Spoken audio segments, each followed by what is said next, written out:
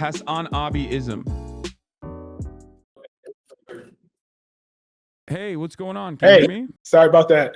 No, Can you hear me? no. This is all my fault. Okay, let me tell you, entirely my fault. It's actually not. It's my fault on account of being 49 years old. So that is what happened here. You can't help that. So I'm sorry about that. Yeah, no, I'm a boomer as well. So I, despite the fact that I am, constantly doing everything online, and it's a very important part of my job, I am incredibly tech illiterate. So there's no reason to worry. Oops, what happened? I think I lost you. Wait, no, you didn't. Can you hear me? I can hear you, but I can't see you any longer. I don't know what just happened. Oh, I can see you again. All right, perfect. Yes. More tech illiteracy on my fault. Yeah, okay, I can actually hear you a little bit better now too, and it's no longer actually doing any sort of feedback, because originally when we first started there was a little bit of feedback coming in, and I could hear myself from your speakers, from your microphone. All right, we're having an unk off is what the kids would call it, just so you know. What's that? What's an unk off? We're both unks in the eyes of a lot of Zoomers. You're a little too young for that, but okay. Well, thank you. Don't be in a hurry.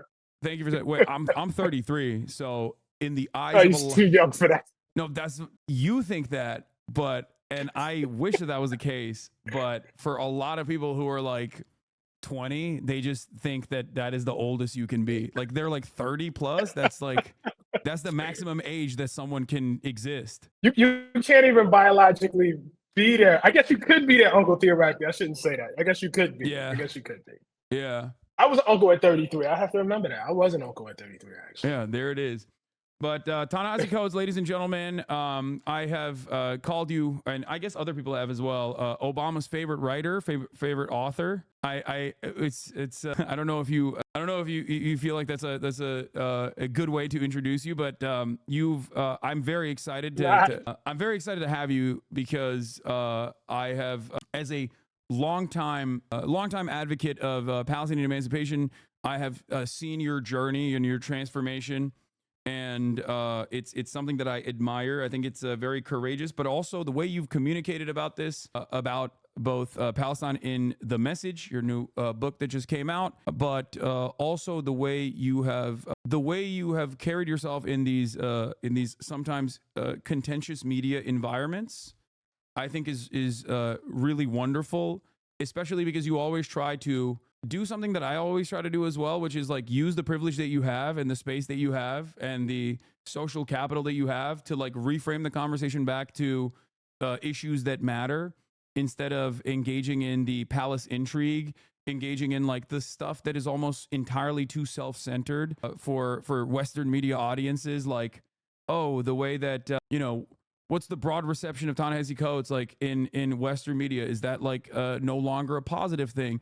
Where you always, I notice, take that conversation back to issues that really matter, like speaking for people who do not have a voice in the Western media landscape, and even if you have like a meta-analysis or a meta-conversation about this, the lack of visibility for Palestinians in Western media, you still oftentimes, I feel like, recognize that you're not the perfect person to be having these conversations, and that in and of itself is a problem as well, that like there is no Palestinian visibility, like direct Palestinian American visibility in mainstream outlets in the same way that it exists for people who are pro-Israel. Anyway, I talked a lot. Sorry, it is what I do. I do have a tendency to do that. It's the privilege of having a show.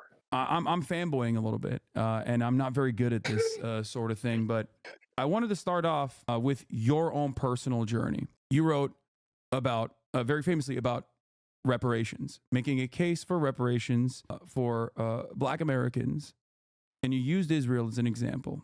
So let's start off there. How did that work for you? Like, how did you arrive at this initially? Yeah, I mean, what I'll say is I think like the challenge of writing is you have to draw a straight line when things are not necessarily always a straight line. And so I think it's really important that a couple of things be acknowledged. I came from a community of activism. My dad was in the Panther Party. My mom was very politically conscious. And so, yeah, I came from a household that probably did not have the most detailed understanding of what was happening in Palestine, but definitely understood themselves as Black Americans and Black people as an oppressed group, and saw that in Palestinians, and saw the Israelis, much as white Americans here were identified as the oppressive class here, saw the same thing in the Israelis. These thoughts and these notions were in my like around, and even when I was at Howard, they were around. One of the difficulties is though when you go into the kind of journalism I was going into, and particularly at that moment, I think there were two things. I think one, to a degree that I probably did not understand and appreciate, there is a kind of mainstream journalism that is in direct reaction to some of the more idealistic impulses of the left. And I don't say idealistic as a slur, but the notion is, I think, among certain people that those of us who really do believe in changing the world, those of us who really do believe, like in the household I came up in, that something really truly radical, needs to happen to make this world a more fair and a more just place. That kind of analysis falls down under the work of details. Like that's just a kind of baseline, I think, sort of understanding. So, even in making the case for reparations, I was myself working against that. Now I was working against it in a very, sort of particular way. But, you're always trying to make your case to people who, don't necessarily, think as you do and don't come up thinking as you do. And part of that is making it as concrete as you possibly can. I was in a newsroom where there were no other Black editors and maybe one other Black writer at that point, but maybe also not. There certainly weren't any Palestinian American editors or writers. And if there were Arab American editors, I didn't know it. It's possible they were there and I just didn't, it went right over my head or whatever. But certainly no one who would have had an experience critical of or skeptical of Zionism, except me, the one I had in my house, had hands on that piece of journalism. And so it was just a case, first of all, where, I did something that I advise, my writing students to never do in the message, and that is, you draw conclusions about something that you have not been sufficiently curious about. And what I would say is, I was at that point in time, and I guess still am, working in a milieu where there was a kind of just default Zionism. This is not a thought out Zionism. It's not I have, developed, strong notions or strong feelings, but it's the belief that there is a group of people in this world who have suffered some 2,000 years of oppression, and that somehow a state is justice to make up for that oppression, which is, the oppression is very, very real. I think the state as a kind of make good is another question. And then the other half of it is probably, something that you've experienced and talked about quite a bit, and that is that there is considerable amount of pressure to remain incurious, to not ask questions. Yeah. To not, ask why. And, whatever my faults were in that piece, and it was an extensive one, I felt like I had my own personal reparation to make. When, for me as a writer, what that means is then, asking questions, evincing that kind of curiosity, that was not in that piece. It took 10 years to do that, but that's what that large second half of the message actually is. Yeah. So can you walk me through the aspects of this journey that revolve around self-reflection? Because let me present you with my way of viewing the world, and maybe we'll come to an agreement. But something that you actually just mentioned is like the default position that a lot of people take for granted in terms of the way people look at Zionism, right?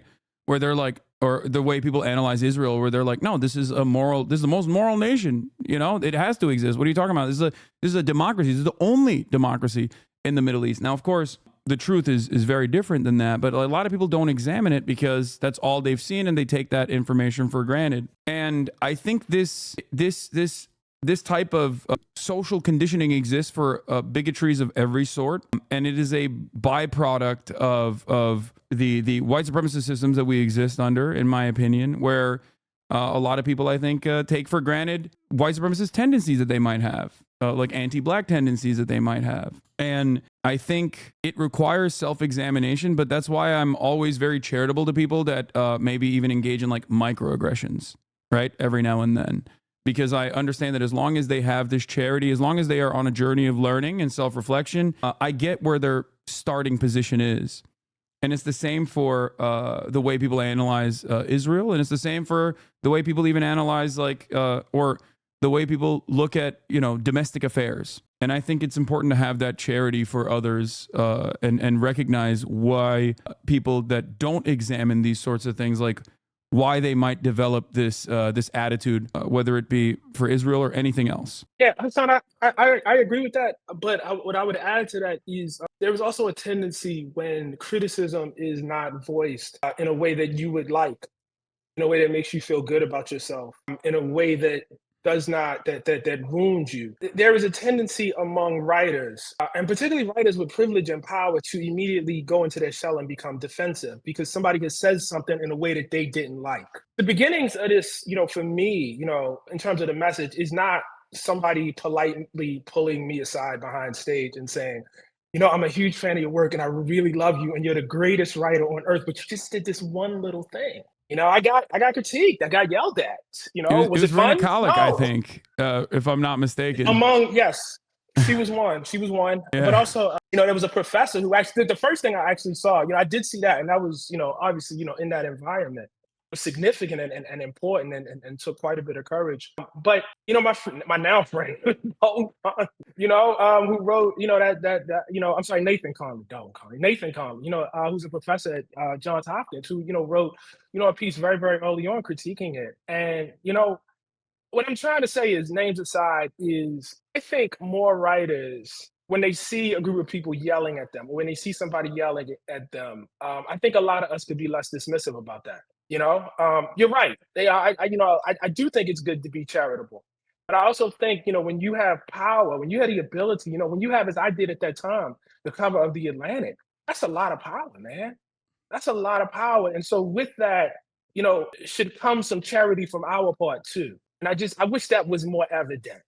I wish that was more evident.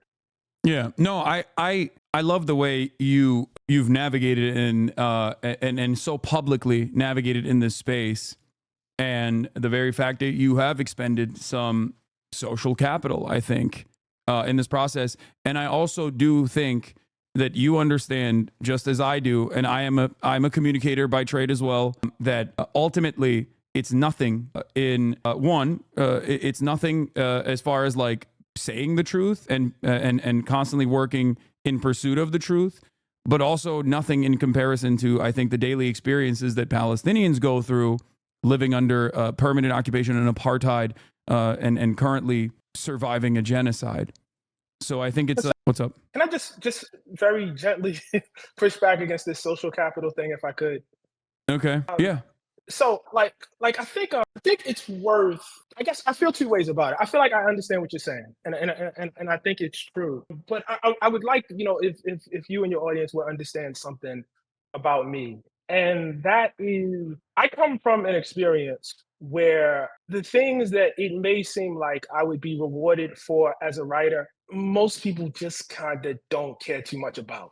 Most people who are in my life, most people who I love, most people who I, probably feel the most loyal to. I mean, they're happy, that, I'm being read by a lot of people. They're happy if I get an award. They're happy, if I'm on a certain show, but it is not how they ascribe value to who I am. And what I mean by that, or why I'm saying that, is those are the people to whom I'm accountable to. Those are the people who will ultimately, judge me. And so it's like there are a circle of people around me who exert more weight than any booker for any show, or any sort of editor at any magazine, who are not writers and who are not particularly public people, but would be deeply disappointed in me if I were not proceeding in an ethical way. And I look, I don't, obviously this is our first time talking, but I've seen you on a number of shows at this point beyond your own show, and my sense is you did not get on those shows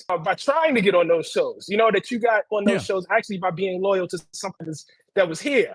You know what I mean? That actually had nothing to do with, with whatever. And I just think that's important to reflect. You know what I mean? I think it's important as if we're doing an unk off here, to all the young nephews and nieces, you know what I mean, coming up. Like I think it's important. Like, you can be loyal to other things. You know what I'm saying? And you can take that whole social capital conversation, you know what I mean, and not make it quarter, who you are and what's important to you. No, the only reason why I mentioned that is because it's not for you in particular, but it's for the way I look at this. Like, people benefit from leaning into pre-existing hierarchies and not really disrupting them and not really coming out with like bold declarative statements. It can sometimes be a gap in education or your personal experiences, like understanding what apartheid looked like until experiencing it with firsthand accounts, which I do want to get to in a second. Or it can be, in other instances, like a cynical way where you know what the truth is, but you choose not to reveal it or not to talk about it because you are worried about advancement. You're worried about your career taking a downturn. And I think that there are a lot of people who are cynical in that regard, especially in the media landscape. So I do admire people who will openly say, I was wrong in the past and I'm making up for it now, because I think that's necessary and I think that's healthy. I think it's a healthy attitude to have. And I think people have that attitude in their interpersonal relationships. Yes.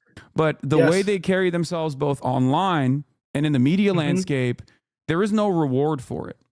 And because there is no reward for it, and the reward is just simply saying the truth, right? But people do end up getting somewhat punished for it, and you only get rewarded if you double down on speaking on telling an alternative narrative that you might even know is not entirely true. That's the reason why I explaining to people that are listening that there is value here, and that's what I mean. Because like, if I'm going to be very real, if I'm going to be brutally honest, you could have continued never speaking about Israel ever again. You could have changed your perception. You could have changed your mind.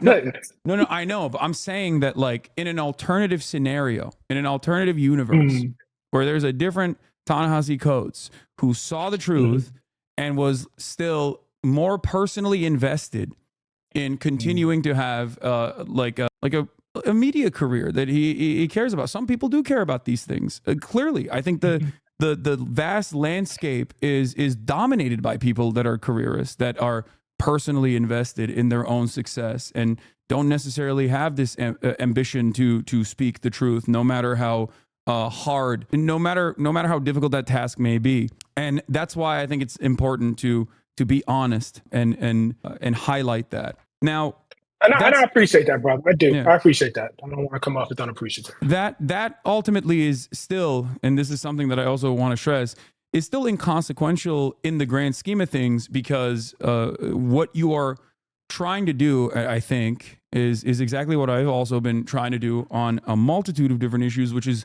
utilizing the privilege that you have and utilizing the privilege that I have for offering a voice to people that are otherwise voiceless, while simultaneously also saying, you shouldn't be the person to even, like, the very fact that you yourself are the messenger, right? In this process, it, I think, shows a gap, an asymmetry that is worthy of criticism in and of itself. The fact that there is no entrenched Palestinian position in any Western media operation is a issue that's worthy of criticism in and of itself. And I think you do a great job of pointing that out as well in this process. Yeah, no, I completely agree with that. And I think, well, on the one hand, it obviously makes it easier to inflict apartheid, to inflict genocide in service of apartheid. It also makes it easier because Americans are dumber for it. We are more ignorant for not hearing from that person. We don't,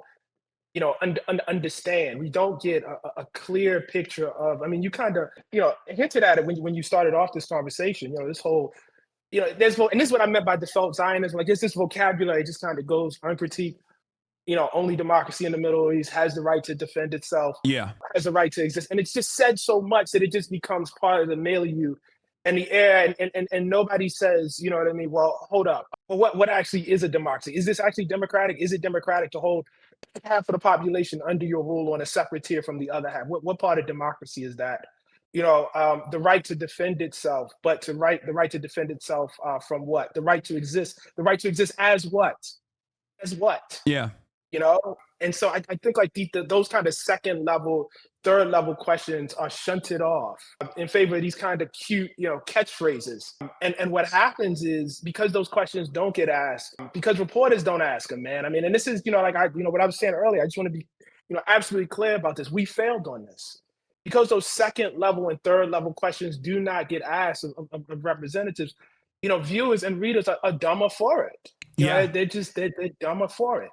And it's incredibly sad. It's incredibly sad. I can only give what I saw and what I read over the past year preparing this work. But there are people who have imbibed the collective wisdom of living under it. I mean, one of the critiques I got was, well, you were only over there for 10 days. You're correct. I wish you would get somebody on there that has lived their life over there under it.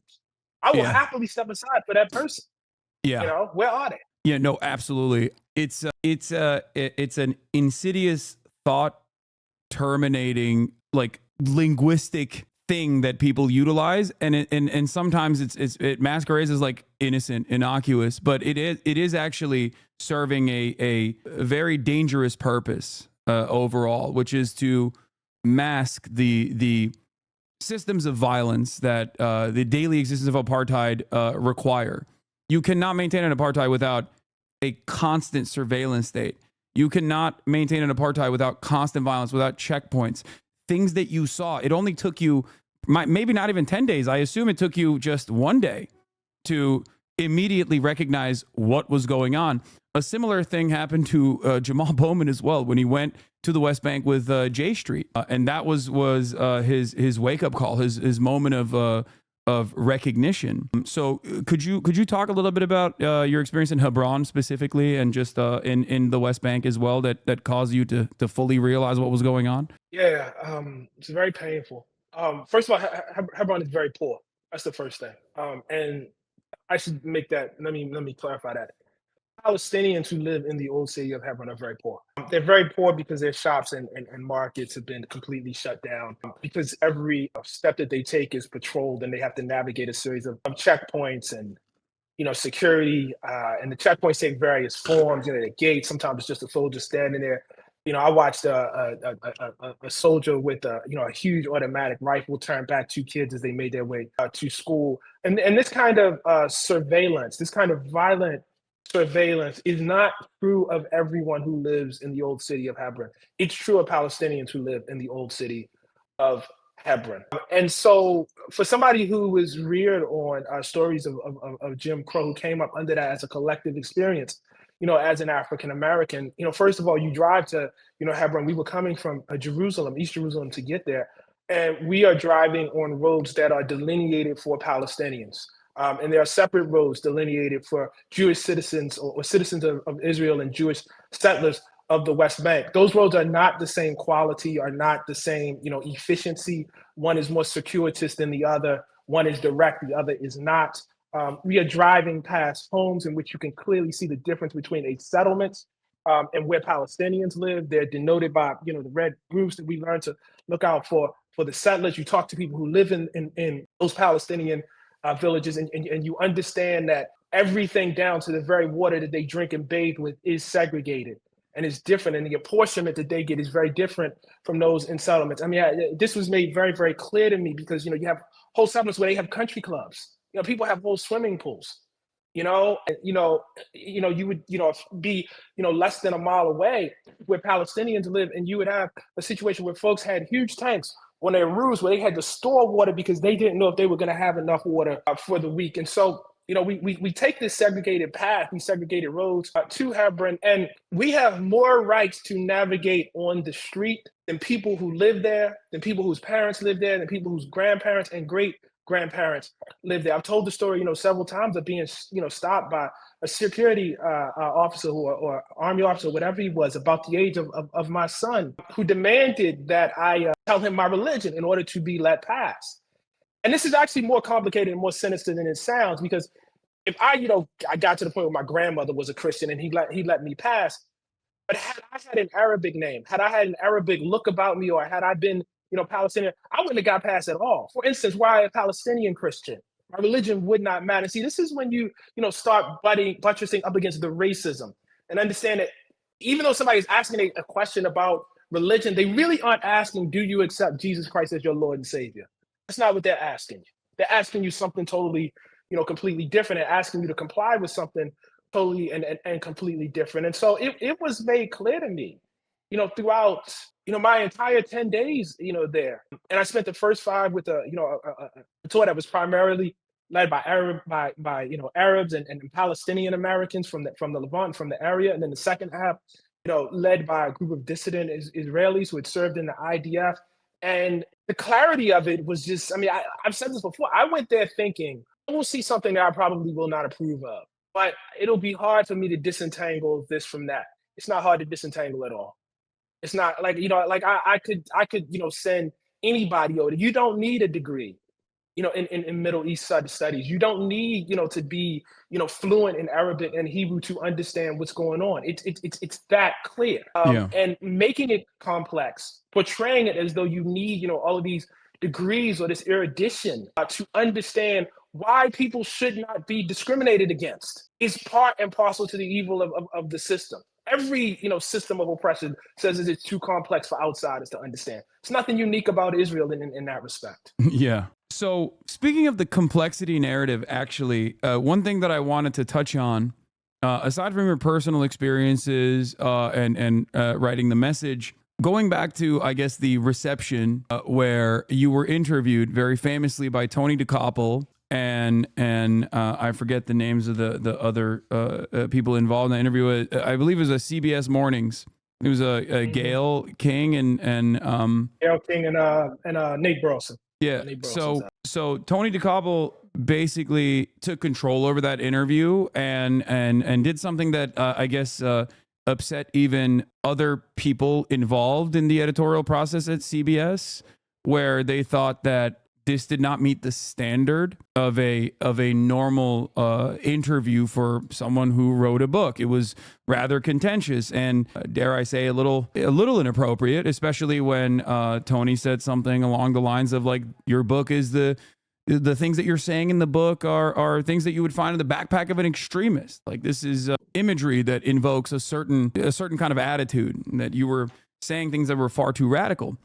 Now, aside from that, and aside from, like, the additional chaos that unfolded internally at CBS, and I think that division between, I think, like, younger members of the media versus, older editorial staffers and executives at the highest levels of these companies, that exists in American society pretty broadly. And there's, like, polling to suggest that as well. Under the age of 35, you see a very different attitude towards Israel and Palestine versus over the age of 35. But outside of that, I think there's something that Tony utilized in that interview where he tried to get you to, I think, feel like you were biased or one-sided because you were not contextualizing the necessity of apartheid, which is a narrative that you hear so frequently in media, in Western media broadly, where you always see a member of the Israeli occupying force immediately contextualize the violence that is unfolding in front of our eyes. This is something that was happening so frequently in the early month of October in 2023, where you would have Jonathan Concuncreus or any number of different people that are specifically tasked with going on CNN, sitting across from Jake Tapper, and in English, openly stating why these children had to be killed, like, and why there is a necessity for this violence. And I think that is the dominating attitude in Western media, and I think it provides a disservice.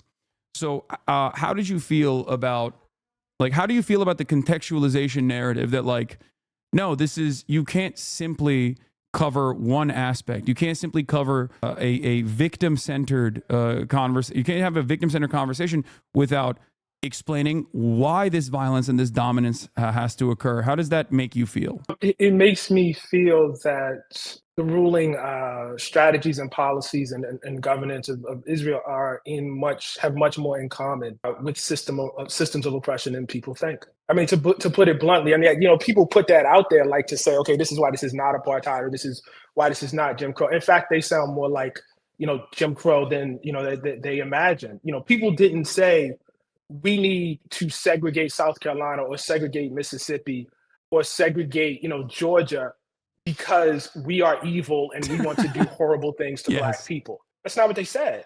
They said, look at the crime rates here. Look at this. Look at what these people are doing.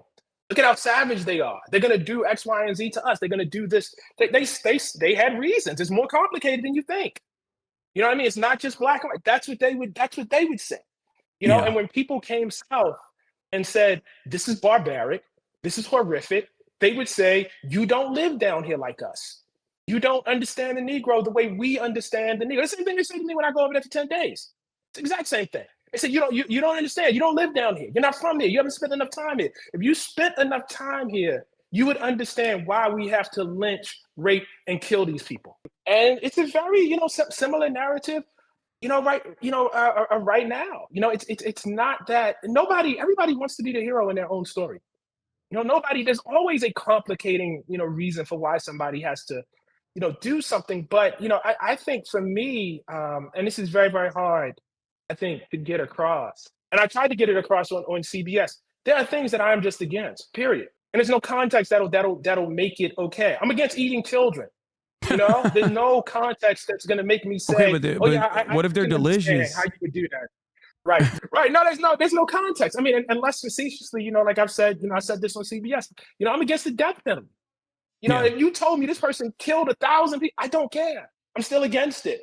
So there is no thing you were gonna tell me that Hamas did or that Palestinians did that will make me okay with apartheid. Nothing. Yeah. It's just nothing that, you know what I mean? That's a principle thing that cannot be put into context and then made okay. There is no context for slavery for me. Yeah. There's no context where it becomes okay. Yeah, no, absolutely. It's I mean that is exactly what a lot of people try to communicate, and I think like when you get into the weeds of things, even very educated people who have seen the violence or who have seen the apartheid and recognize it as such, like Ezra Klein, for example, of the New York Times, in your conversation with him, which I thought was fantastic.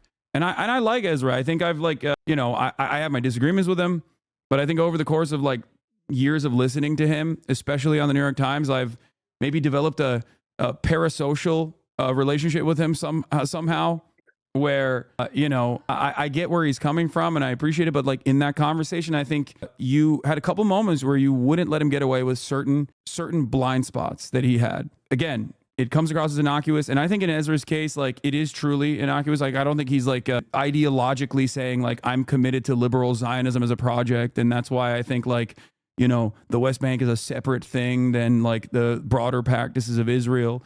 But there was this contextualization where he said, Hamas terrorists, but then talked about right-wing settlers. And that I think is certainly a part of this process as well, where I like that you wouldn't let him get away with that statement. Like you wouldn't let that statement hang on its own, that like there is a humanizing principle with the way we interpret allies of America, where they're just like people that we have disagreements with, right? People that we can maybe even reason with, regardless of how fundamentalist they might be. And I think it neutralizes the conversation. It almost puts it on the same playing field. And I was wondering what your opinion was on that, where like I'm not even talking about the political designation of terrorism and its practical use in American politics, but I'm simply saying like even normalizing the playing field or equalizing the playing field and making it seem as though a group of people that have existed under a permanent occupation their whole lives, that have been dominated their whole lives by this brutal occupation and its practices, and their emancipatory goals are cast aside as like the unrealistic and intrinsically violent actions of a barbaric force, right? And I think there is a lot of analogies to old colonial propaganda, old colonial language, whether it be the atrocity propaganda that was added on to the already horrific actions that did take place on October 7, right? This notion that these are barbaric savages. How do you feel about these conversations that take place both behind closed doors and in public with people that are, I think, more like-minded with individuals such as yourself and myself, like closer to us in understanding the truth? think there is a bias towards officialdom. There's a bias towards authority. It was like I think it's like now kind of dawned on people after seeing so many cell phone videos that cops lie. But cops didn't just recently start lying. You lived in a community like I came up in. You knew the cops lied. What happens is though the press will have a cops beat. Like when I was coming up, that was the thing you did. Like you wanted to work at the Washington Post or the New York Times. You had a cops beat, and what that necessarily means in the practice of journalism is you are dependent on the cops for your information. And even though in your mind you're being objective, you are dependent on the cops in a way you aren't on the people that they are quote unquote at war with. Okay, that's different.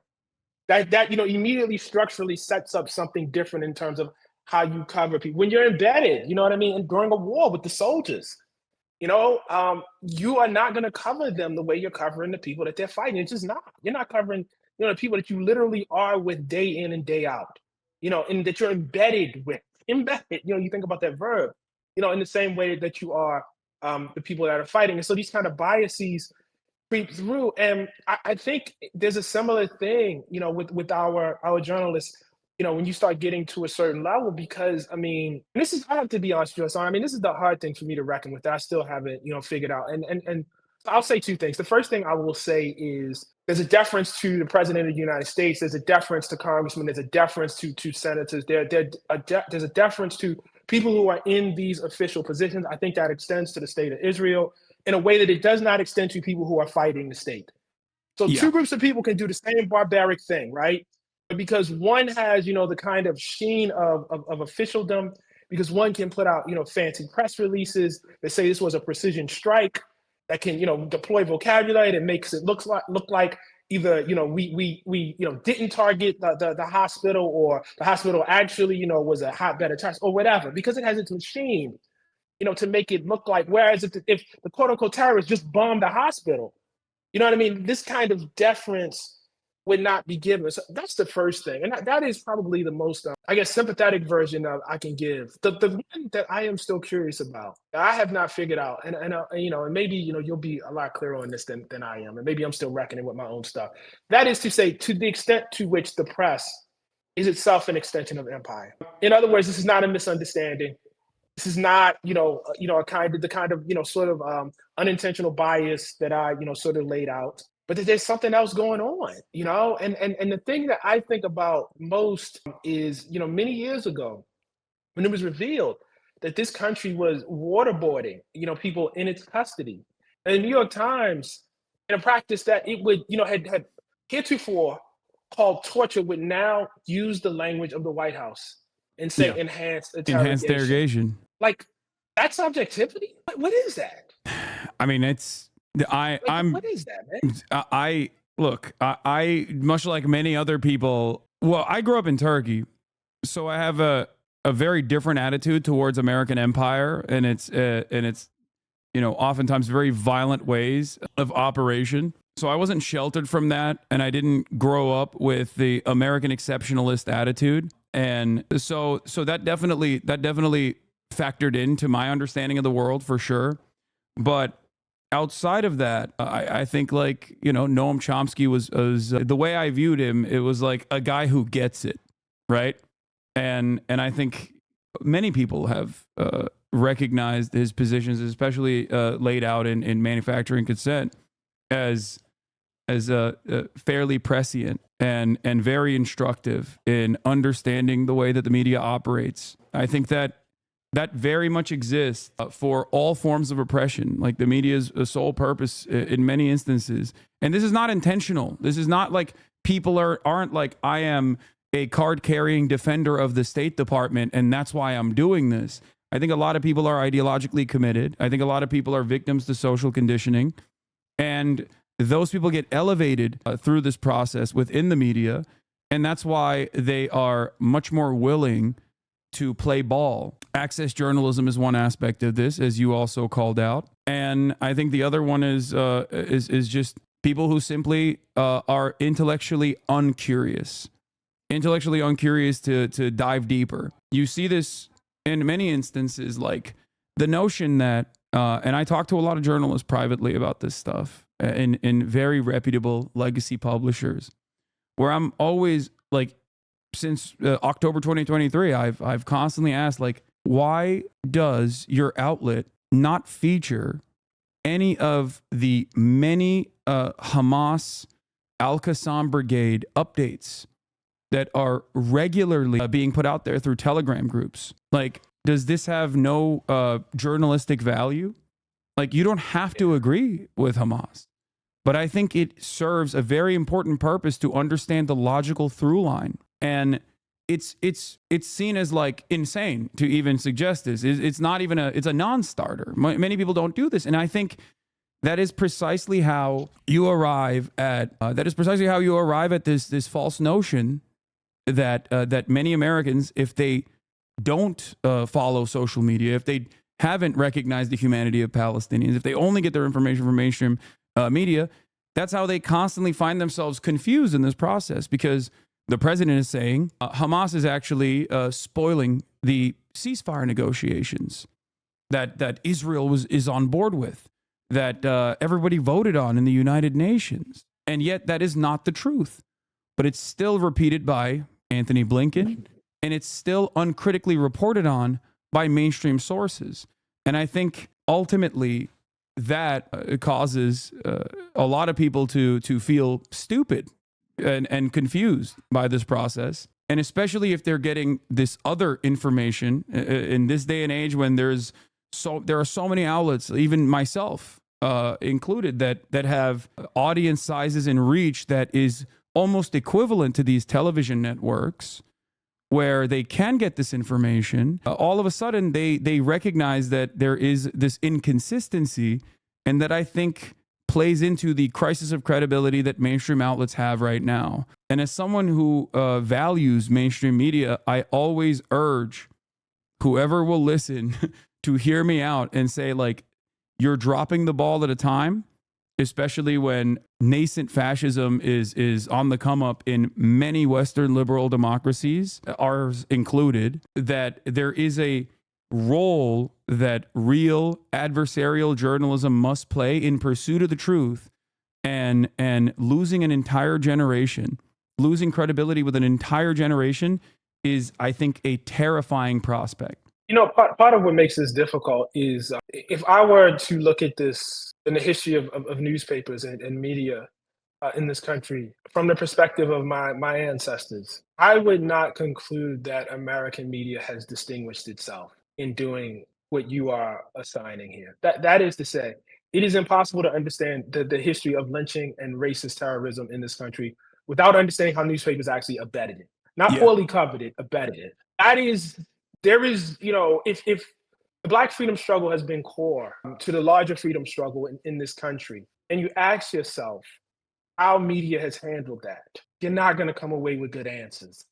You know, and so I think part of the problem is what one might want to see out of these publications. There's no real history. Like, there's no lengthy, you know, history. They're articles, you know what I mean? And even now, and I got to be really careful about this, man, because like I like one of the things I'm thinking about is how I started recently, for instance, picking up the New York Times in paper versus reading it off my phone. And it's a very different experience that I have. There are a number of really hardworking journalists working there. Oh, yeah. You know, and I can see that. Like that is much more evident than it is than when I'm, you know, just kind of flicking through my phone. So I don't want to be overly broad here. But what I will say, especially about this topic here that we're talking about, it just isn't a long history of folks distinguishing themselves, man. I mean, it's like there's no past to go back to ask for, you know, that thing. You know, it has to be imagined, and it has to be, you know, different. The one difference I will say is that in the past, because of social media, because of the internet, there just wasn't as much competition, and so they you know, they had to do less. You know, because you owned a newspaper in your town and you dominated that town, or you own one or two newspapers and you competed with one other person, and that was basically it. You know, 2 or 3 news magazines, and that was it. You know, and so it's a very different world now. And my hope is that, you know, part of the catching up will be exactly what you're talking about. Yeah. You're absolutely correct when you say that there is a long history of upholding unjust systems by the media. And I think the change here is that something I stress, at least like with what I have seen, in my 10 years of public advocacy for Palestinian emancipation is the attitude shift in the Western world by populations, not necessarily by the same like institutions that are desperately trying to cling on to the old way of doing things and trying to defend Israel unconditionally, but simply talking about like the audience's reception to this, to what is actually going on. That has changed dramatically. And I think that we are in a unique moment where there is an opportunity for people to clearly speak to the humanity of the victims, whereas no such opportunity existed in the past. No such opportunity was given because the landscape was entirely dominated. Oh my God, my mom is here and she is so loud in the background. Anne, please turn off the door thing. It is, oh my God. My whole family is here all the time. That's... Sorry, my wife was just making coffee or something in the background. Yeah, it's madness over here in the background. Luckily, no one can hear it because I have a crazy noise gate on my microphone. I can't hear any of it. But the point I was trying to make is that that there is an opportunity for the first time ever, I think, for people to recognize it. Whereas like the global South, people living in countries that are outside of the immediate sphere of American influence, people that are not directly in the heart of empire, they've always known what settler colonialism looks like. You do not have to make an argument to them as to what Israel was doing was wrong. They recognized it immediately. And many other people that have actually been long committed to the struggle against apartheid, like in South Africa, including Nelson Mandela himself, that recognized that this was a dual struggle, that no one was free until Palestinians were free. Nelson Mandela also famously was on the terror watch list until 2008. And I think the changes, however, is that people that, like the populations living in the Western world, especially younger generations, are shifting their attitude towards this. And I think that while change doesn't happen overnight, I do think that things are certainly changing for the better. So I do hold out hope, regardless of how devastating and dire the situation has been in Lebanon, and now even in Syria as well, where Israel has decided to bomb different Syrian positions and occupy parts of Syria as well in this defensive posture. It's always, like you said, security concerns. Israel's security concerns trump everything else. Everybody has security concerns, We don't believe it when Russia says they have security concerns, and that's why they had to occupy Ukraine. That's a ridiculous argument. We don't believe the denazification narratives when Vladimir Putin is engaging in irredentist action. So why do we believe it when Israel presents that as the exact same reason? And I think people see that. Sorry, go ahead. I wanted to add two things. First of all, like I do think you're right about the optimism. There has been a long, painful, lonely struggle waged by Palestinians in Palestine and Palestinians in the broader diaspora to get people to see. And it appears to be bearing fruit here in America. We present ourselves as the kind of savior of the Jewish people. Like we fought World War II, stopped Hitler as he perpetrated a genocide and prevented him from killing more people. But our actual history is much more complicated. The fact of the matter is, even after first of all, we got into the war because of Pearl Harbor. That's the first thing.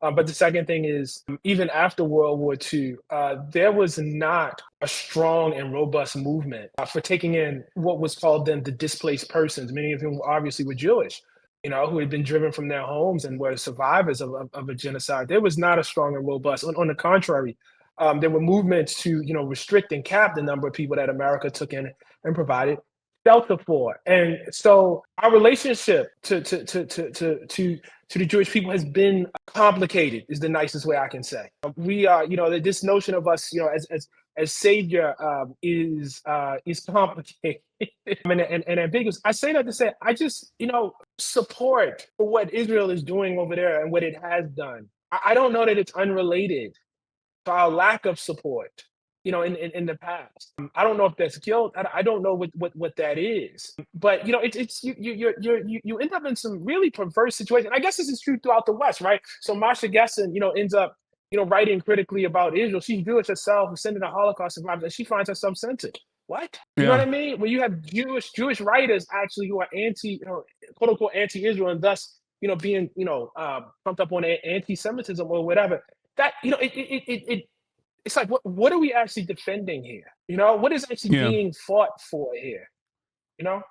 Well, I think like aside from the possible like idealism of the situation of the analysis, I think that my analysis on this is always going to factor in a materialist perspective. I think that it's Israel has throughout time and throughout history played different roles for American empire, and they've been a Cold War ally. They have been a punisher of the misbehaving Gulf nation oil states. And most importantly, I think they have been an unsinkable aircraft carrier in a resource-rich region that America wants to dominate. I think that is the continuation of the early Christian Zionist project, even before Theodore Herzl, that we took over from the British basically and have continued. That's, I think, where it comes from ultimately. It's not like a lot of this other stuff in terms of like maybe the guilt or even I think something that a lot of Western Christians do is I think try to cast aside the collective guilt of both the Holocaust and centuries of pogroms over to this new, more valid target to cast the entirety of the Muslim world as operating on these like ancient anti-Semitic attitudes, when history has shown, and maybe this is me being Turkish and hyping up the Ottoman Empire a little bit unjustly, but history has shown that Jewish people did live in this region, and the Ottoman Empire was broadly seen as a safe haven for Jews in times of like the Spanish Inquisition, for example. So like I think that there is this way of basically saying like, don't look at what we have done in the past, in our history, in our recent history. As a matter of fact, it's actually those Arabs those Muslims that are like deeply anti-Semitic, and we have to fight against them. You see this you see this, I think, glaring hypocrisy in Germany, where they have this white guilt style collective guilt towards the Holocaust, and instead of addressing it, examining it, understanding it, I think that they have very quickly cast this aside. And you hear people like these fascist movements saying that these Muslims are importing anti-Semitism into our country, and I'm like, it's insane to say that as a German person who was like, who was one generation removed from the perpetrators of the Holocaust. Like, and I think that plays a role that suits these Zionist projects' purposes. It plays a role in having consistent support from Western nations that Israel needs. And I think something that you also have talked about that I agree with, that is, I think, correct, is that this isn't just Israel's actions. This is our actions, because Israel would not be able to exist in the violent ways that it does without our endless support. America provides 69% of all weapons that Israel uses. That means it's our bombs, it's our targeting systems that are responsible for the killing. It's our tax dollars that are paying for it.